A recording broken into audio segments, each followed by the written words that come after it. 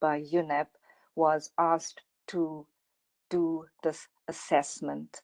So the bigger picture was, we were asked by our steering committee, which consists of governments, to ask the question, how and what more can we do to protect our ocean and the marine environment from land-based activities, but more importantly, to start thinking about where are the gaps, what are the solutions, what is working, what is not, and more importantly, what can we be doing to reach this goal, which Ambassador Thompson always calls the importance of a healthy ocean for all of us. So that's sort of the chapeau or the context in which the International Resource Panel was asked to produce this research.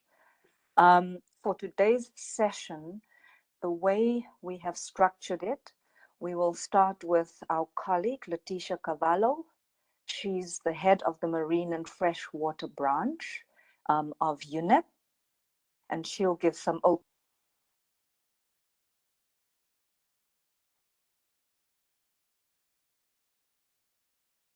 Merlin, we don't hear you. You don't hear me? Now. Can you hear me? Yes, we lost you for a moment. Okay. I'm not sure where you lost me. I was just going through the run of the show, and I was saying that we will start with some opening remarks from our colleague Leticia Cavallo, head of the Marine and Freshwater branch, and then we'll give over to Ambassador Peter Thompson to set the scene for us. And then we'll give to our lead author, Steve Fletcher, to talk a little bit about the findings of the report.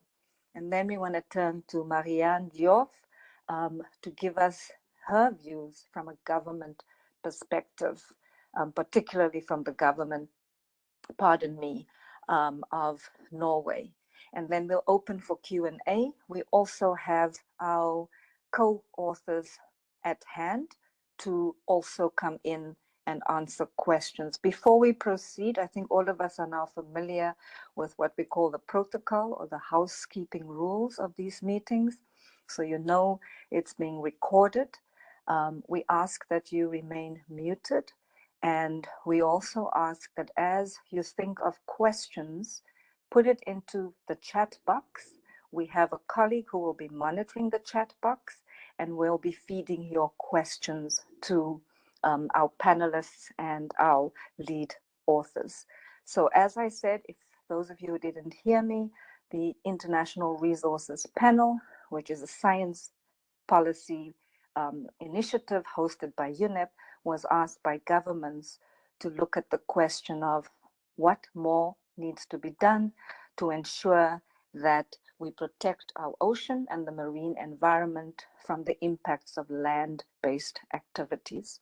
We know that that agenda is not a new one, but people, meaning governments, felt it was important to raise this question and look at if there are more solutions or different solutions, what the authors call governance arrangements that ought to be looked at to help us reach the goal.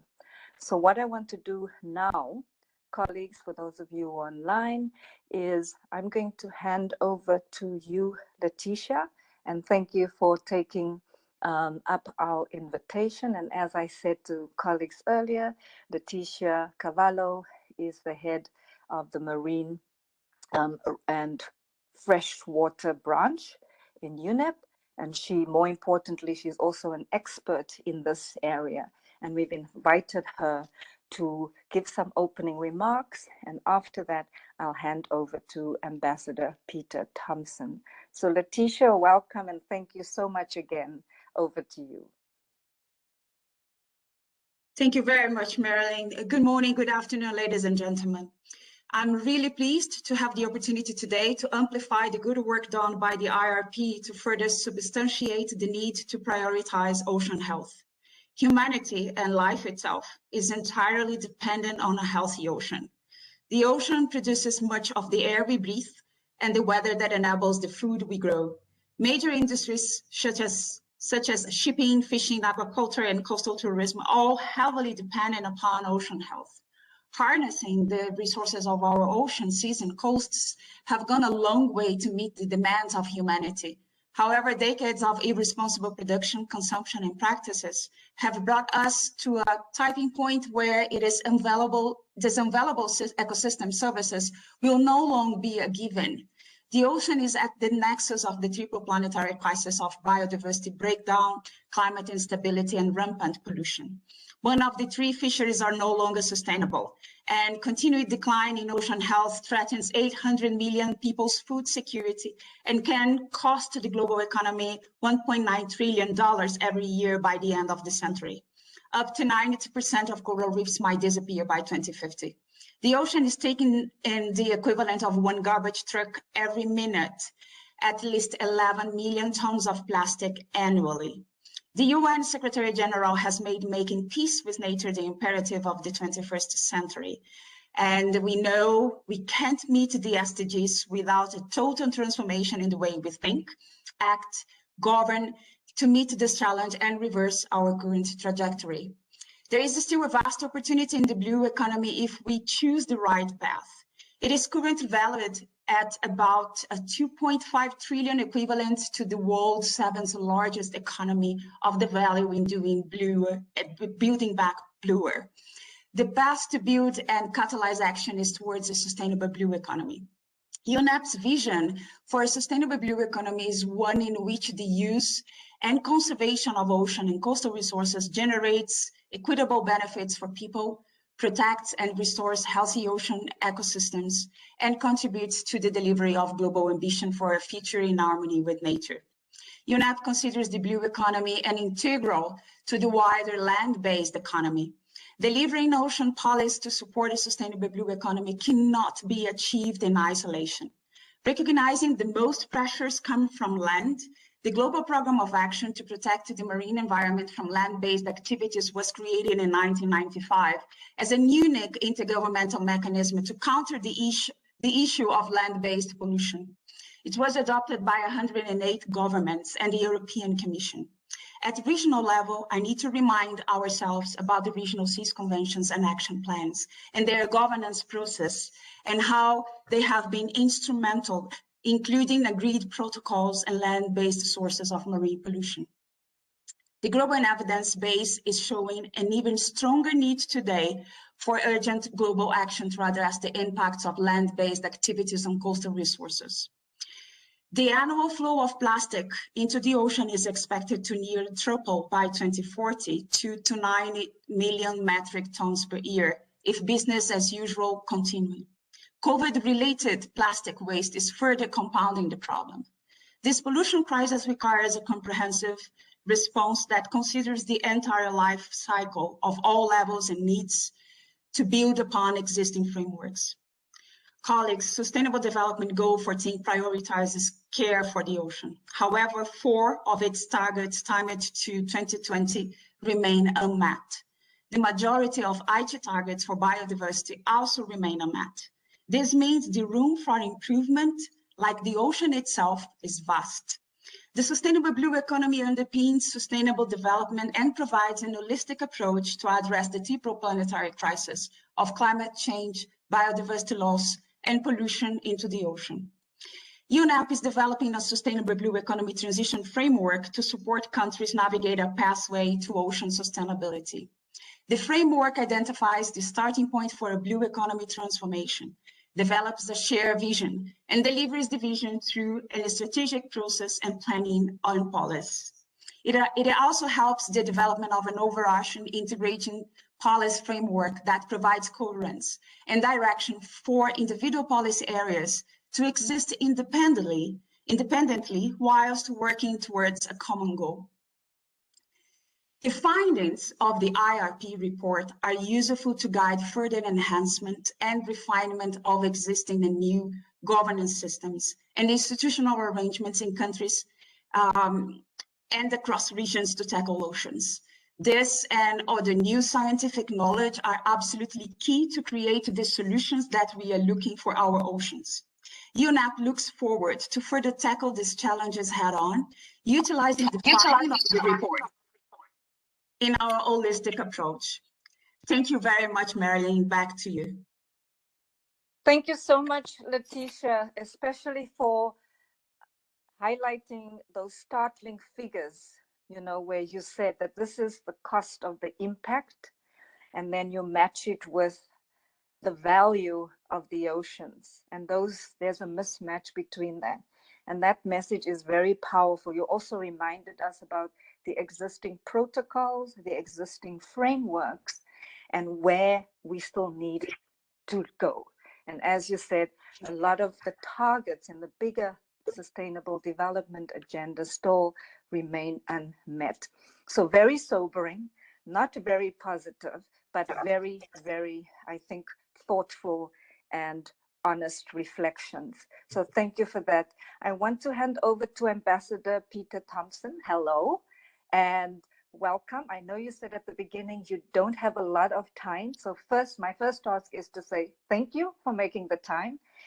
Ambassador Peter Thompson needs no introduction. You all know he is the UN Secretary General Special Envoy for Oceans, loud voice on oceans. He's led many important processes, not least a few weeks ago. I'm sure you'll talk to us about that. So Ambassador, I'm going to give over to you, and thank you again for giving us your time. Thank you very much, Marianne, and ladies and gentlemen, warm greetings to everyone present, and thank you for the opportunity of addressing you. My congratulations to the authors of the report governing coastal resources implications for a sustainable blue economy.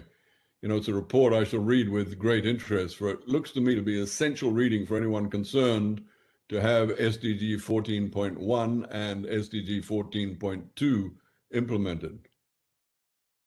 Please forgive me if my opening words take on something of a somber note, but I feel it's my duty in a specialist gathering such as this to repeat the remarks of the Secretary General of the United Nations, Antonio Guterres, who announced at the Blue COP in Madrid that we are willfully destroying the life support systems of this planet. And in a more recent speech in New York on the state of the planet, as quoted by Letitia in her remarks, he declared that humanity has been at war with nature and that it's time for us to make peace. Turning to our relationship with the ocean, I would add to the Secretary General's words my daily mantra of no healthy planet without a healthy ocean, and the ocean's health is currently in decline. Ladies and gentlemen, to illustrate that decline, I point again briefly to the wonder of coral. The IPCC has reported with a high degree of confidence that we will lose 70 to 90% of tropical coral reefs when global temperatures arrive at 1.5 degrees Celsius. Meanwhile, WMO reports we're still on track for well over 3 degrees Celsius by the end of this century. Coming from an island ringed by a mighty coral reef, I, for one, on behalf of my grandchildren, refuse that future. The security of humanity on this planet may well be existentially linked to the fate of coral. Thus, we all have work to do. Ladies and gentlemen, over the decade ahead, we have a universally agreed blueprint to work to. And I refer to of course, to the Paris Climate Agreement and the UN's 17 Sustainable Development Goals. If we implement these in full, we will indeed make peace with nature. As you may well know, the 14th Sustainable Development Goal sets out to conserve and sustainably use the ocean's resources. And it's sobering to consider at this advanced stage of the agenda that, like the other 16 goals, we're still behind the 8 ball when it comes to SDG 14's implementation. At the heart of SDG 14 is the sustainable blue economy. One thing has become increasingly obvious as we endeavor to introduce a truly sustainable blue economy is that ocean science must be the foundation upon which its achievement is built. In that regard, it is an astounding situation when you consider that the ocean contains the majority of life on this planet and covers around 70% of the planet's surface and produces over 50% of the planet's oxygen, that the majority of the ocean's properties remain unknown to science, and around 80% of the seafloor remains unsurveyed. We expect that deficit to be overcome now that the UN Decade of Ocean Science has been launched. And I often point out that in the years ahead, we'll have some very important decisions to make about our relationship with this planet. And we'll need to make those decisions on the basis of the most trustworthy and comprehensive scientific findings available. Ladies and gentlemen, it is in the context of making peace with nature that the International Resource Panel's Governing Coastal Resources report assumes such great importance. We know that in spite of the massive benefits the ocean and its ecosystems provide humankind, our coastal and marine habitats are being destroyed at an alarming rate. On top of willful habitat destruction, roughly 80% of marine and coastal pollution originates on land, with everything from industrial waste, heavy metals, fertilizers, excess nutrients, chemicals, medicines, plastics, and the toxins associated with them flowing down our rivers and drainage systems into coastal waters. Adoption of the source-to-sea ethos is essential, and the report that is being launched today highlights how very few truly effective governance mechanisms there are that take proper account of land-ocean interactions. With its focus on the impacts of land-based activities on coastal resources, the report calls for a great strengthening of existing land-sea governance structures and the implementation of innovative land-sea governance approaches to reduce source-to-sea impacts and support the transition to a truly sustainable blue economy. Those are not just words, ladies and gentlemen. As I say them, and I read this speech last night, my mind goes to seaweed and the revolution that will bring to our coastal ecosystems and to the sustainable blue economy. Ladies and gentlemen, in commending this report to you, I remind you that in a year's time, we will gather at the UN Ocean Conference in Lisbon to consider how we are faring with the implementation of SDG 14. I was in Lisbon earlier this month, meeting with Portuguese authorities to discuss preparations for the conference. And as a result, I am fully convinced that, like the first UN Ocean Conference, the Lisbon Conference will create a bright new chapter of action to restore and protect the ocean's well-being. I hope to see a transformative mix of innovations and solutions based on the source-to-sea ethos emanate from the UN Ocean Conference, and see this report as a sound foundation upon which to build them. And I thank you for your kind attention to my remarks. Thank you so much, Ambassador Thompson. And yes, it was so somber, but it was also important to give us that reality check. And big takeaways that you've given us is the importance of what you called ocean science. And as you've put it more eloquently than I can capture it, there's so much we still don't know. And as you say, this journey to Lisbon 2022, hopefully we can use what our scientists have produced when it comes to the issue of land-based impacts, and therefore the solution, which is governance, to help us achieve SDG linked SDG 4.1, and you mentioned the other SDGs. And then finally, you kept on using what I thought was such an important phrase that sticks in my mind, is adopting the source to ocean or source to sea ethos. And I think I like the way you have framed that. So thank you for that. Before I give over to Professor Steve Fletcher, I would like to remind our participants, I can see we're now reaching above 80 plus, that as you think of questions, put it into the chat box. We have colleagues who are monitoring it, and we want to make sure that there's an opportunity for you to interact with our panelists. So Steve Fletcher, who shepherded this report, I know it was quite a journey, but well done. I'm going to give over to you as the lead author. I know you've got your other co-authors online, and we will also call on them. And over to you, and thanks again, Steve. Thank you very much, Merlin, and thank you to the team of authors who contributed to this report, particularly Yonglong Liu, Porfirio Alvarez, and Chris McCohen. I would just also like to take the opportunity to thank the International Resource Panel Secretariat for their support throughout this process, and to the panel members, the steering committee, and the co-chairs for their contributions to shaping the report as well. Next slide, please. It has long been recognised that a particular challenge in coastal areas is the management of land-based activities that have detrimental impacts on coastal resources.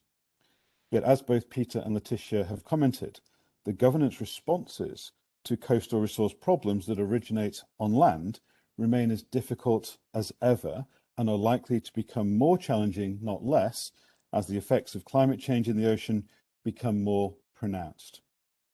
Next slide, please. The purpose of this study, therefore, was to determine governance approaches that could reduce the effects of land-based activities on coastal resources, and which, importantly, support the transition to a sustainable blue economy.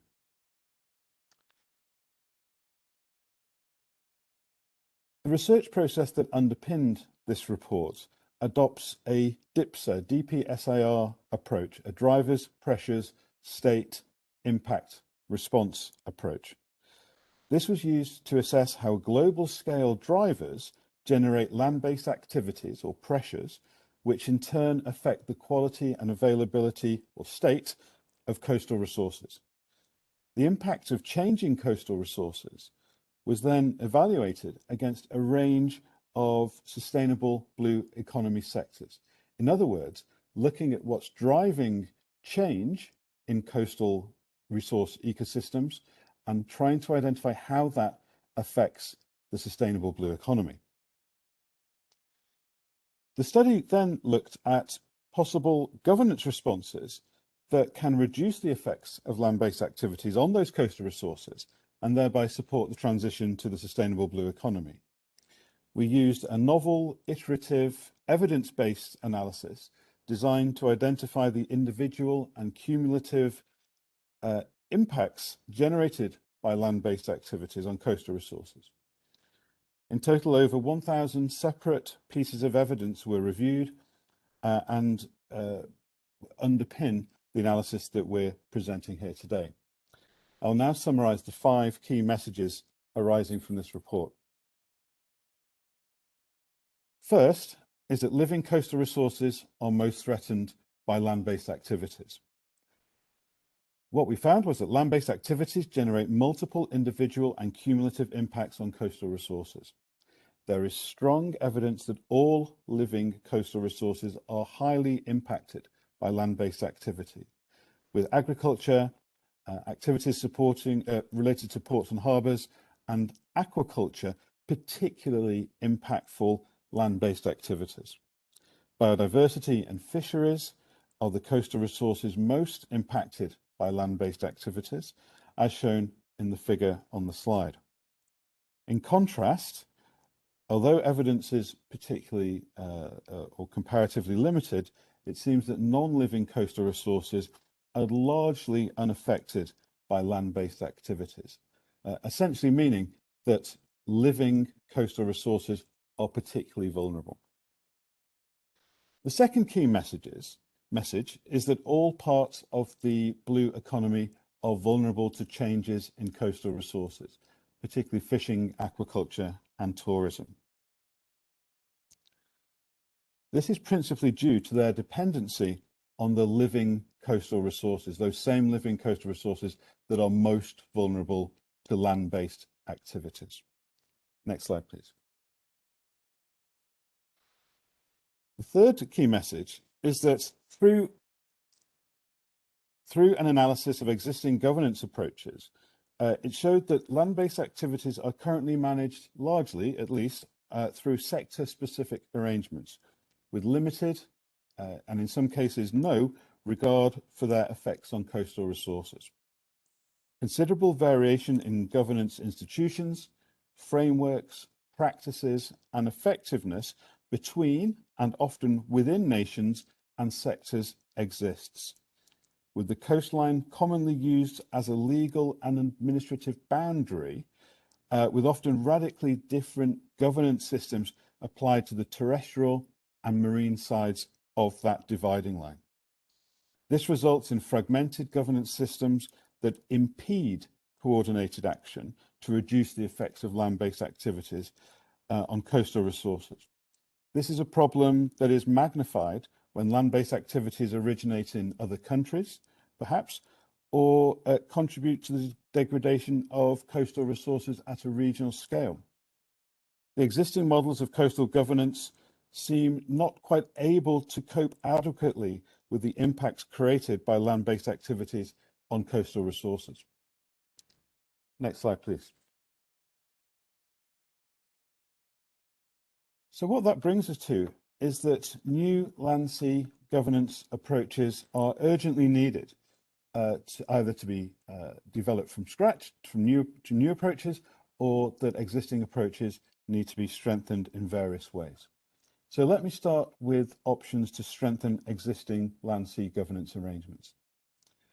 First is that ecosystem-based management should be a guiding principle of coastal resource governance, as it provides a holistic approach to the consideration of all influences on coastal resources. Second is that existing area-based management tools, such as marine protected areas, marine spatial planning approaches, integrated coastal management, and so on, with enhancement and adaptation, can be used to counteract the impacts of land-based activities on coastal resources. So we have a starting point that we can build on. Improved coordinating mechanisms are needed to overcome the fragmented governance between national administrations, between sectors, and between terrestrial and marine governance arrangements. Implementation-focused capacity development programs should be built upon and disseminated further to those who are intimately involved in how governance arrangements on land and sea are combined and linked. And finally, in terms of strengthening existing governance arrangements, it seems critically important to fill the evidence gaps, particularly those related to the impacts of land-based activities on non-living coastal resources. We found a significant evidence gap there. Next slide, please. It's also important not just to build on, oh, sorry, could you go back one slide? It's also important not just to strengthen existing governance arrangements, but to think about where there are opportunities for new governance arrangements too. So first, it became clear through the report and our work on it that coastal governance should focus on the pathways connecting land-based activities to coastal resources. At the moment, the impacts are based around the activities themselves. Sorry, the assessments are based on the activities themselves, not the pathways they generate. So these assessment processes should not be constrained by arbitrary boundaries, such as legal or administrative boundaries, that disconnect the causes from the effects and frustrate coordinated action.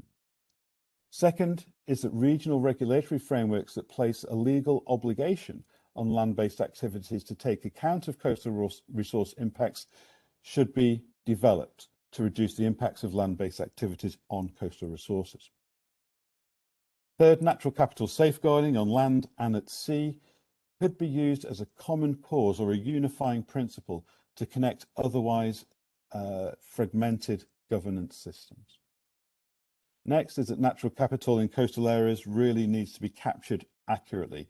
We know from Peter's comments that there's a lot of ocean and coastal areas that still require urgent research, and understanding and identifying where the natural capital is upon which we depend economically, socially, and for our health and so on is really important in that discussion. Third is we need to look, fourth, we need to look to create stakeholder communities that reflect the connections between land-based activities and coastal resources, rather than the typical area-based stakeholder communities that we have at present, which miss those wider and far-reaching connections between land and sea. Monitoring and evaluation could therefore focus not on the outcomes or on the state of coastal resources, but also on the pathways, on the connections between the land-based activities and the coastal resources themselves. And to support all of this, a new form of decision support tool is required that really focuses on the land-sea interface and the land-sea governance arrangements that, again, focus on this idea of the pathway between the activities themselves and the impacts they generate. Next slide, please. The final key message I'd like to bring to your attention today is that tackling the impacts of land-based activities, as again Peter and Letitia have both said, is a global priority. Now, it's important to bring that down to the national level as well, I think. And what we found in the study is that the impact of any land-based activity on coastal resources, particularly living resources, can really vary. It varies according to the location, the character and condition of the ecosystem in a given location, and also the resilience of that ecosystem. If an ecosystem is not pressured by multiple other demands or multiple other impacts, then there may be greater resilience in that system, but that will vary from place to place. So what we would recommend finally is that each nation to examine the most impactful land-based activities that it generates within its territory and compares that to the most vulnerable and least resilient ecosystems, and really tries to focus attention on those critical ecosystems that are most at risk from land-based activities. The longer-term ambition, of course, should be a shift away from the current fragmented land-sea governance structures to more integrated approaches that connect all stages of the impact pathway, linking land-based activities to their effects on coastal resources. And an example of that would be, of course, the source-to-sea approach. Thank you very much. I'll leave it there. Back to you, Merlin. Excellent, Stephen, and thank you so much. Very clear key messages. In fact, it's an excellent segue where you stopped and you said, yes, it's a global priority, but we also need to bring it down to the national. I'm not going to repeat all of what you've said. You've outlined the challenges of existing governance responses, and that it's still difficult, lots need to be done. And perhaps this is where I'm going to quickly call on Marianne, because she's our national representative. I see Ambassador Thompson is raising his flag. I noticed that while you were talking, he was nodding his head. Are you saying goodbye to us now, or would you quickly want to come in? I think he has said goodbye. He did say he can only stay. Oh, you are here. Yeah, just to say thanks. I think this is a great report. I think it's, as I said before, it's something that we can really build on with the source-to-sea approach. That, you know, new governance structures. You know, who's talking about this? You guys have started that conversation. Let's build that between now and Lisbon next year. I have to go to my next event, so it's been great being here. Thank you. Thank you so much, Peter, and we'll be in touch. So then, just moving on to give over to our colleague and also a strong advocate, Marianne Vyov from Norway. As I said, she's going to talk from a government perspective. And then we're still watching the chat box. We've got about 80 people online. Put your questions into the chat so that we can, after Marianne, open up for some interaction between you, Letitia, Steve, and the other authors. Over to you, Marianne. Thank you, Merlin. And good morning, good evening, ladies and gentlemen. Norway would like to congratulate the International Resource Panel with a report about governing coastal resources. I will present a Norwegian perspective on the report and mention some examples on governing coastal resources in Norway. Offshore oil and gas, shipping, aquaculture, and fisheries represent the most important marine industries in Norway. Some of these sectors are threatened by land-based activities. The Norwegian coast is also important for the tourist industry. Some tourists come to Norway for whale watching. In 2017, a whale was found dead in Norway with 30 plastic bags in the stomach. The so-called plastic whale hit the headlines worldwide. It was an eye-opener about marine litter and direct impacts of land-based activities on marine resources.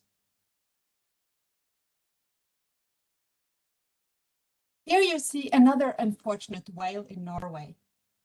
You might wonder why it has a yellow ribbon under the eye. By accident, the whale has been caught by a sea cable. The photo is taken by the Norwegian nature photographer and biologist Audun Rikardsen.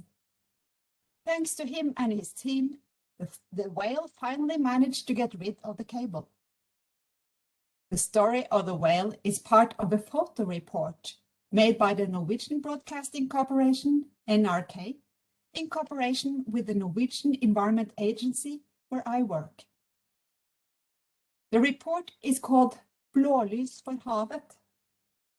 This might be translated into blue light for the ocean, like the flashing light on an emergency vehicle. It illustrates some of the environmental challenges along the Norwegian coast, which are also mentioned in the resource panel report.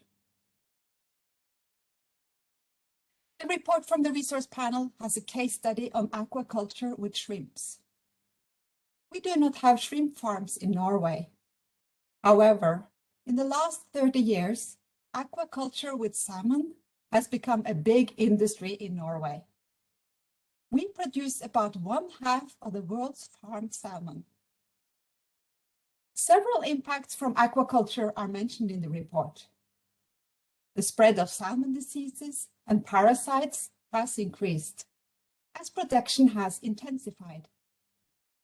This is primarily due to the high density of salmon in the sea cages. The Norwegian Institute of Marine Research makes annual reports about the risks of aquaculture, as you can see on the photo. Our agency gives input to these reports. There is a need for better knowledge of the environmental impacts of aquaculture.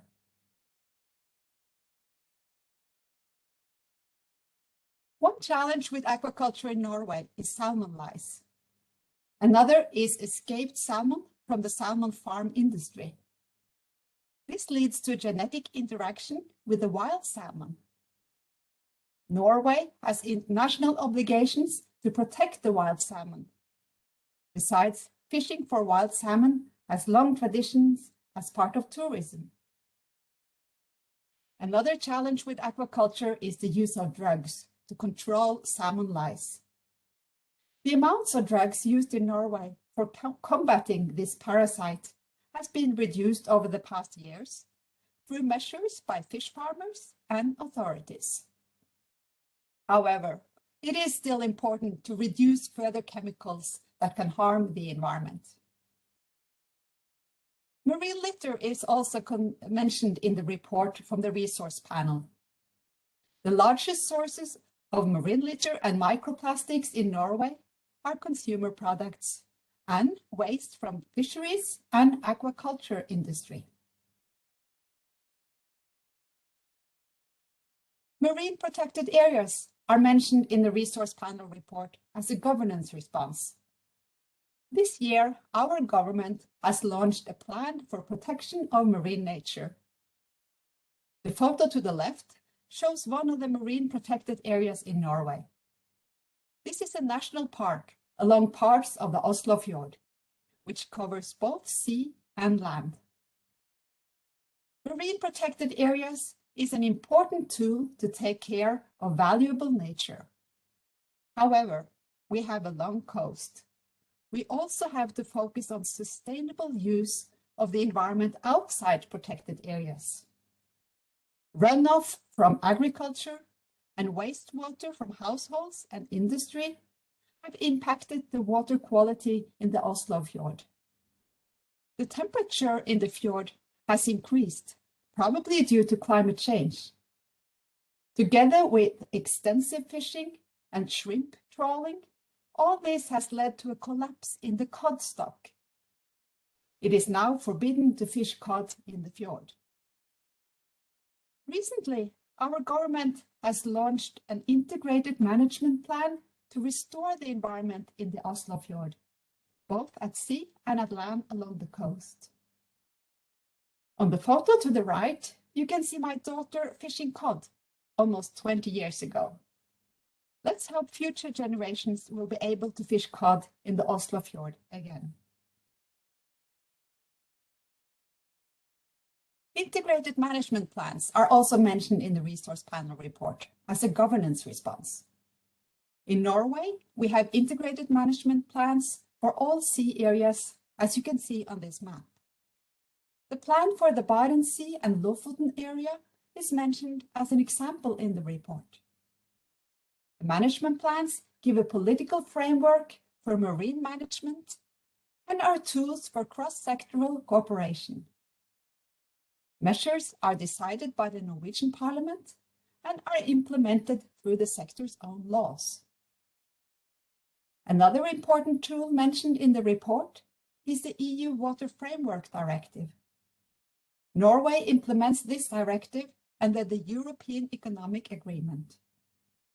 This contributes to reduce impacts from land-based activities and improve the water quality of rivers and sea. The Norwegian experience from marine management plans is that cross-sectoral cooperation promotes sustainable blue growth. The sectors share the costs of establishing new knowledge. They also share a common knowledge base and can develop common tools. Establishing and sharing information is one of the cornerstones in cooperation, both across sectors and across borders. In Norway, we have two large programs establishing knowledge. One is about the seabed, called Marianne. Another is about seabirds, called Seapop. We also have marine spatial management tools. These contain maps that show natural resources, environmental status, business activities, plans, and regulations. Furthermore, you can find environmental information at the website State of the Environment Norway. I hope these examples from Norway can be relevant also for other countries. Norway plays an active role in the work of the Ocean Panel. We also support the work of the International Resource Panel. We do agree that we need improved coordination and a holistic approach to overcome fragmented governance of coastal resources. So thank you for the Resource Panel report with knowledge about how we can improve coastal governance in order to promote sustainable blue economy. Thank you. Thank you, Marianne. I mean, your presentation was not only clear about what Norway is doing, both understanding the impacts of aquaculture, using existing legislation from the EU down to your own government's governance responses. I particularly liked how you made it personal. Your daughter 20 years ago, I'm not sure if she's still a cod fisher person, but it did make it very personal, certainly for us to understand from a theoretical level to a very practical level what this means when we talk about impacts and what we're doing to our ocean and marine resources. So thanks for that. I want to check, I know we have Porfiro, we have Yong Long Lu. Welcome to both of you. Chris McOwen, also the other co-author, was not able to be here. We've asked them obviously to be here. Before I give you an opportunity just to make short interventions, Porfirio and Yong Long, do you mind if I quickly check with my colleagues to see if we have maybe 3 questions and then we can turn to you? Maria Jose. Yes, hello everybody. We actually have a couple of questions for the authors. So Steve or any of the authors. The first one was from Ellie Moss, and she's asking, what makes you optimistic, considering all these information that we just heard, what is happening or can happen to shift the trajectory towards a sustainable blue economy? So that's the first one. The second one comes from our colleague Vera from the IRP Secretariat, and she's asking for examples of successful land-sea governance structures at the national regional level. Back over to you. Excellent. Porfirio or Yong Lung, and then Steve. I just want to give some opportunity, Steve, to your co-authors. What makes you optimistic? And then secondly, examples. Porfirio. Thank you. Can you hear me well? Yes. Okay. Thank you, first of all, for the introduction and all the panelist members of this webinar to launch the report. I have to say that for as long as 38 years that I have been working in the field in marine sciences, I'm not that optimistic at all, because we've seen different programs, like the Global Program of Action that the UN launched in 1985, and we were part of that.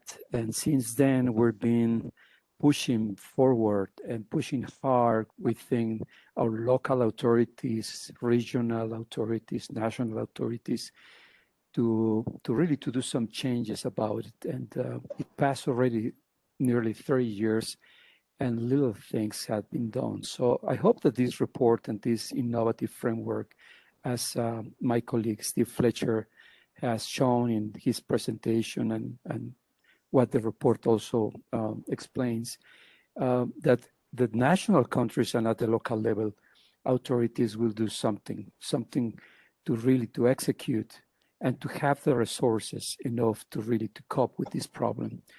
Also, I can tell that marine spatial planning is a tool that has been out there for so many years, and still we're trying to implement marine spatial planning as one of the area-based management tools. Also, there is a huge difference when you see the world divided, the north and the south. And when we see the example as shown by our colleague from Norway, aquaculture, even in those countries in the north, have plenty of problems still, you know. In the south, in the third world countries, aquaculture development is still in so much trouble. There's a lot of situations where aquaculture is still lacking of a good legal framework, or if the legal framework is in place, there is no authority to actually to implement the law, to really to conduct as is written in the law in many countries, including my country, Mexico. So I think that there is a lot still to do, and I hope, as the honorable ambassador to the UN mentioned, that for the next year in the meeting, we can create a new innovative way to tell our young people that governance should be implemented in coastal areas in a different way. So I think that I'm sorry that I'm not that optimistic, because we see lots of garbage, and the patch garbage in the Pacific Ocean. And we can see right now climate change impacts. We see the sargassum seaweed floating around the equatorial Atlantic Ocean, invading at least 28 nations with a huge economic disaster. And all that stemmed by the impacts that we have created towards the ocean. And everything came out from the land-based activities. So I hope that the young people and the new generations will take over, and that they have the really power and the resources to do the best as we did in the last 30 years. Thank you. Thank you so much, Porfirio. I know, Leticia, your hand is up. As we can hear, Porfirio, as they say in an English expression, your glass is half empty. And for the other side, the glass is half full. And I think you are just being very candid, even if, as you've said, you're sorry for not being optimistic, but you're stating the facts as you see them. Leticia, I am going to come to you, because I think you, as you know, our sort of focal point in UNEP, you could possibly respond maybe more optimistically, but let's see. But I do want to give Yong Lung an opportunity, and then Steve, and then we go to Leticia. Yong Lung, welcome again.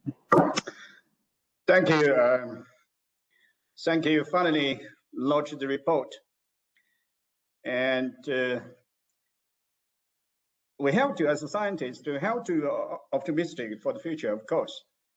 And we have to make their marine resources and more sustainable use for the next generations. But even though we have the big challenge, but when we take the measures, especially land sea integration for the governance, and we do have the opportunity to improve the marine environment, then we can, make the ecosystem more healthy, and also that's also the opportunity for us to explore the paths for blue economy.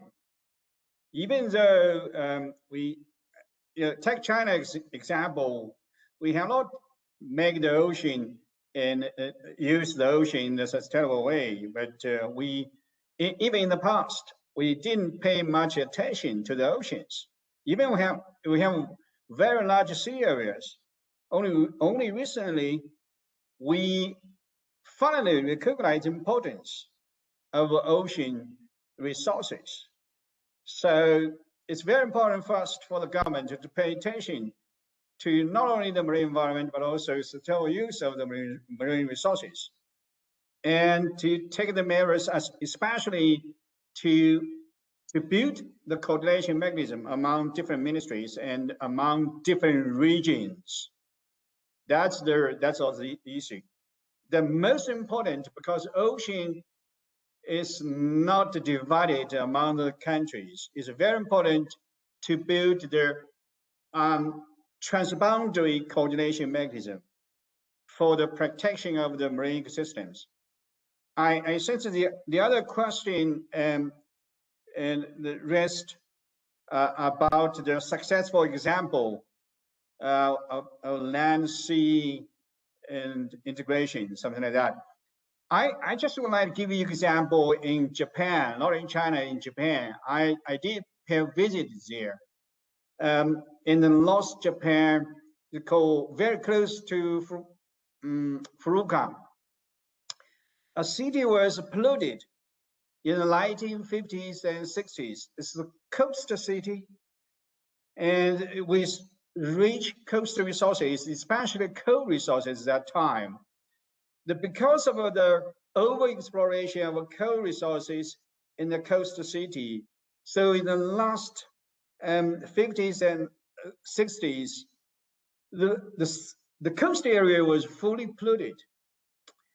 But the city government at that time decided to make a change.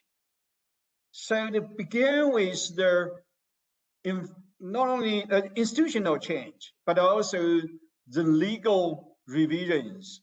So they built the new law for the protection of the sea and also for the restructure of the economy.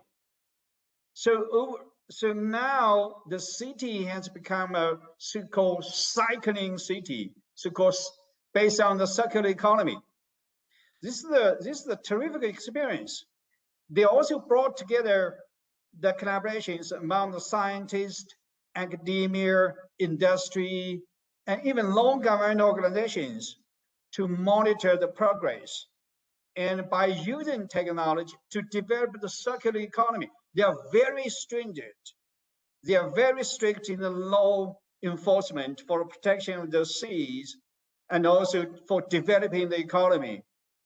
That's I can give you the one example. It's a very, very good example. That's now they built a city into called Eco Town. So I invite you to visit there. I visited once. I took many pictures. I use that as the text course now to teach my students how to transform a polluted city along the coast into a wonderful eco city. Right. Unfortunately, I have to leave because I have to join another UN meeting, because recently I've been appointed by UN Secretary General as one member of TFM, Technology Facilitation Mechanism. So we have another meeting just 4 minutes later. So I have to leave. No problem. My friends, thank you very much. And thank you for your support. Thank you so much, Yonglung. And I see the UN is keeping you busy. And I like that case study about the Japan city. We'll make a note of that. It's very practical.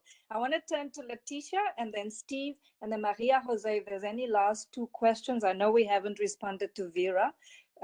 We've got about, I would estimate, 6 minutes left before we close. Letitia? Thank you very much, Marianne, and I'm delighted that the task to look to the full half of the glass belongs to me.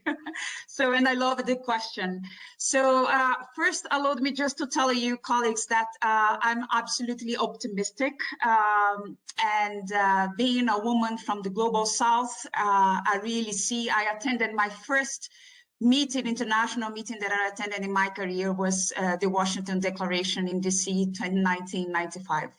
And now I am head of Marine and Freshwater Branch, so I feel myself as part of history, but also as part of the future.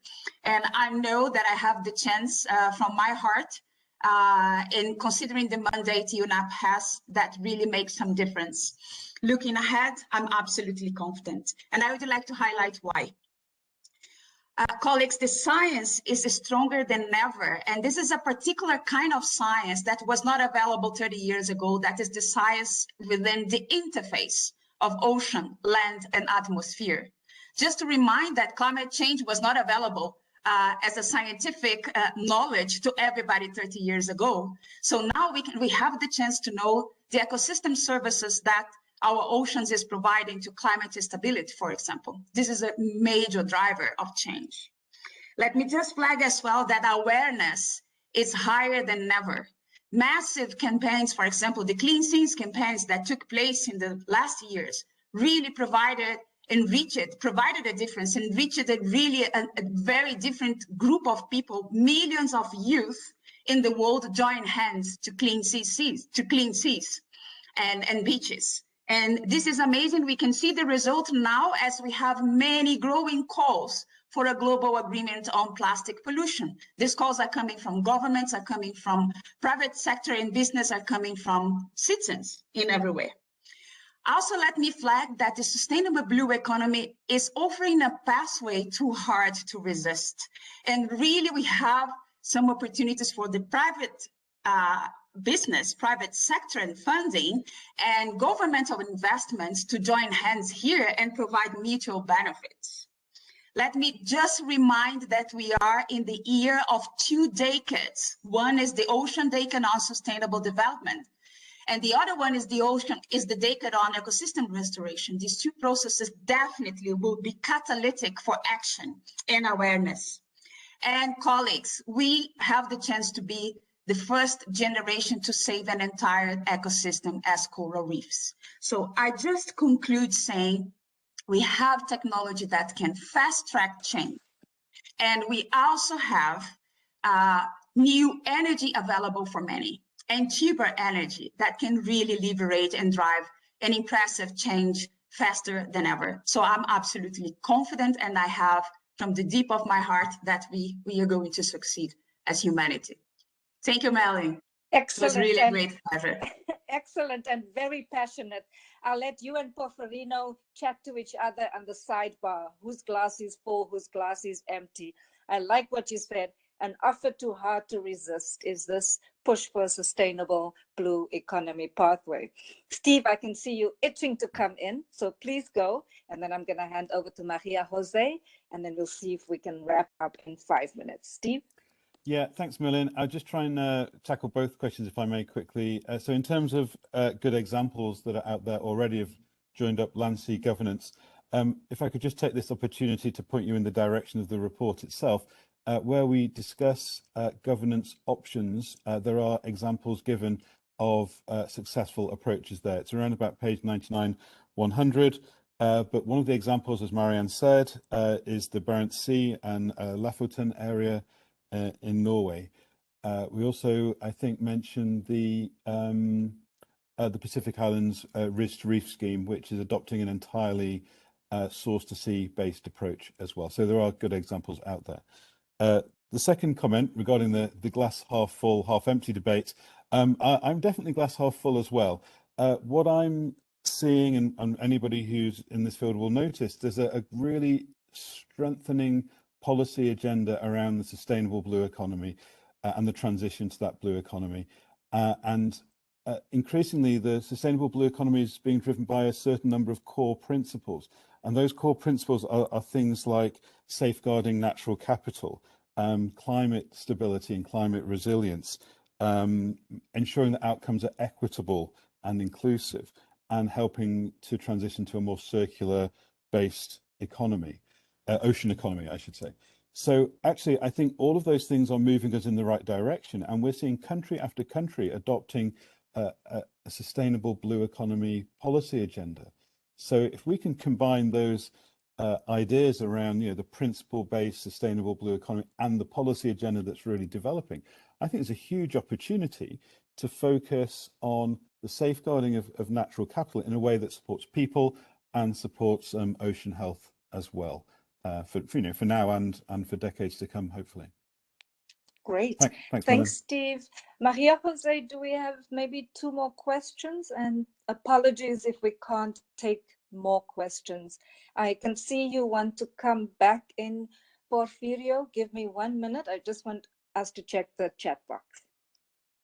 Yes, there's actually just one more question and a comment just to congratulate the authors, saying that this is it offers a clear vision, the document, with key messages, giving hope. So there's an optimistic there too, and direction. But the question is from Giuseppe da Conto, and it says, what evidence and lessons are there for overcoming the fragmentation that you were talking about in low capacity contexts? That is the question.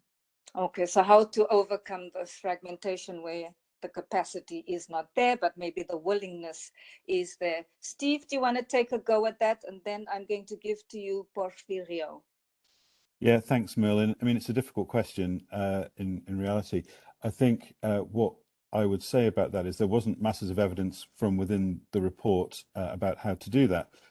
But really what I would suggest in any national context is to review the starting point, the institutional framework, the state of the ecosystems, the baseline conditions across a number of sectors and situations, and consider the endpoint. Where do you want to get to? What is the sustainable future you're working towards? And then identify the changes that are needed to get from the start point to the end point. And that will inevitably focus on how to safeguard natural capital, how to transition to a more circular ocean economy, and so on. And then the components needed to deliver that, like perhaps new laws or new area-based management approaches, perhaps, will then come into play in a way that is sensitive to the specific conditions and concerns of that place. It's difficult to be generic, Merlin. Yes, but it is a very important question. And I think for us as the Secretariat and for you as our lead authors, it can be a placeholder, this issue of how do we actually build capacity where it is needed and where there is a willingness. Porfirio, are you having the last word? Yes, thank you so much. I like the closing and the debate. Yeah, I completely agree with Leticia. I mean, we're being part of all of these initiatives mentioned. No, I'm glad that I sparked the plug too. Yeah, there are many initiatives, and also within the UN system, we've seen since the 1992 Johannesburg meeting for sustainable development and the MDGs and now the SDGs and so on. Many things happened. And we were enthusiastic always to be part of that. And we keep pushing all the time for new innovative tools. In my most recent report as an author with Economic Commission for the Latin American and the Caribbean, ECLAC, we produced a document where we did the assessment of the SDG 14 for the whole region. And you will be impacted by that considering, as Leticia mentioned, all these new facts and all pieces of information that we found around, there's a disconnection within the region, within each country. And the assessment shows that we are lagging behind in so many ways. Fisheries, and just last year, 2020, the pandemic year, affected so much the fisheries communities, the rural villages. We have a new hotspot right down in front of Brazil, in that area. We have the garbage, we have microplastic, hypoxic areas, and I can name it more, a long list of issues that with the new research and information, we're still lagging behind. So when I say that the North and the South, we have so many differences, I mean, I agree, we have plenty of information, we have plenty of new ideas. The thing is that the local and national authorities are not yet prepared, or at least they are neglected to really to do into the action. And as I like the video that IRP prepared and says the time to act is right now. So I'm still optimistic. I mean, you know, but I'm glad that I sparked the debate. Thank you. You, and thank you for sparking that debate. I think that's a nice ending because it's now 10 after 3. We said that we would keep everybody for an hour. I can see participants have slowly started leaving. I think from our side as the Secretariat, obviously to say thank you again to you, Letitia. We will be in contact with you as our UNEP colleague on how to amplify some of these messages and give opportunities. I think we can follow up with Ambassador Thompson's office, just some of the things that he might be thinking of on the road to Lisbon 2022. To you, Steve, for your stewardship and shepherding this, to Yong Nung, who's left, to Chris McOwen, who's not here, and then, of course, to our very optimistic colleague, Porfirio, thank you. And last but not least, for those of you, you probably can't see Ainoa. Ainoa has been pushing this behind the scenes. She should probably turn her camera on because this is all her hard work. Marianne, thank you. I can see you giving lots of examples and of success. So thank you for supporting us. Oh, and there's Ainoa. And then also for the rest of the Secretariat, you can see Maria Jose, Anne, I can see you. I don't know who else from the Secretariat is online, but it's also important for me to acknowledge that what happens behind the scenes is so much more important than when we actually come to this particular day. So I want to acknowledge all of you, and I want to say thank you again. We'll be in touch.